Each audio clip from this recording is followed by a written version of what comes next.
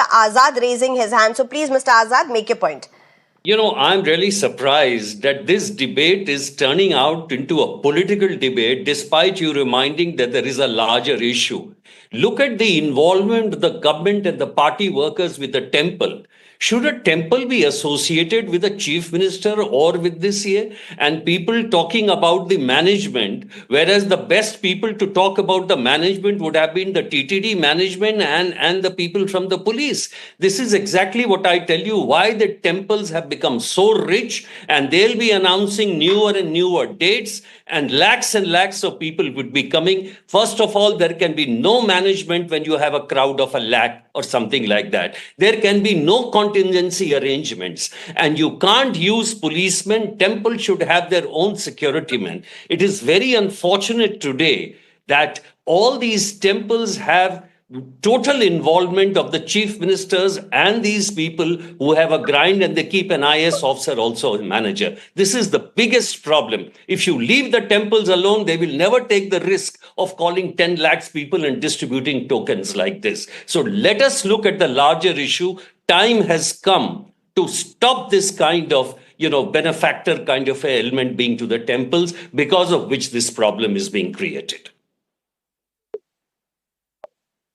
Okay, Mr. Reddy, I'll come to you in a bit, but allow me to go to Mithun Vijay Kumar. Mithun Vijay Kumar, as a devotee, as somebody who goes to temples, including, I assume, Tirupati for that matter, when you look at this, and when people are talking about the sheer numbers that are involved, any devotee who is going to the temple knows about the numbers. They know the kind of people, the large number of people who would be present to get that token, to get themselves into that temple or the theatre, whatever we are talking about. Now, here's my question, Mithun Vijay. As a devotee wanting to enter a temple, as a fan who wants to enter the theatre or see his actor, aren't you equally responsible? Aren't the devotees equally responsible? Because faith also comes with a responsibility.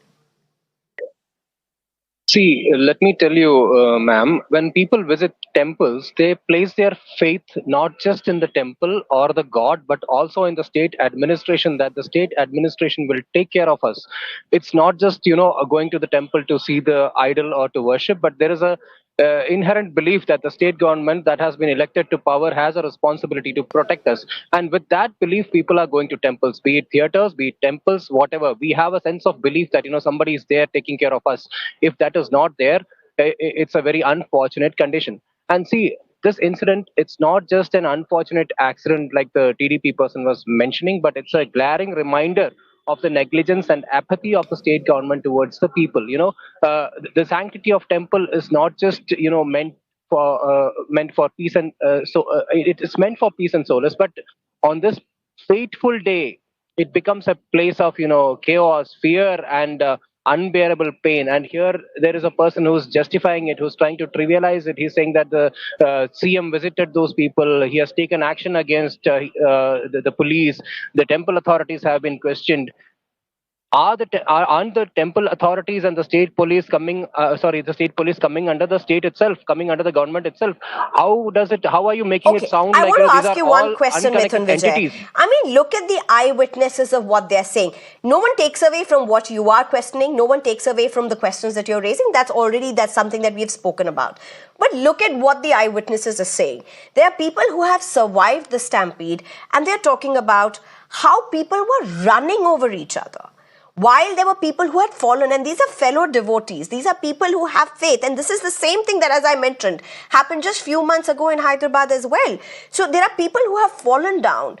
And what do you have? You have other devotees running over them, walking over them. People are crying for help. Nobody is helping out. Yes, the state has a responsibility. Yes, the temple authorities have a responsibility. Do devotees have none?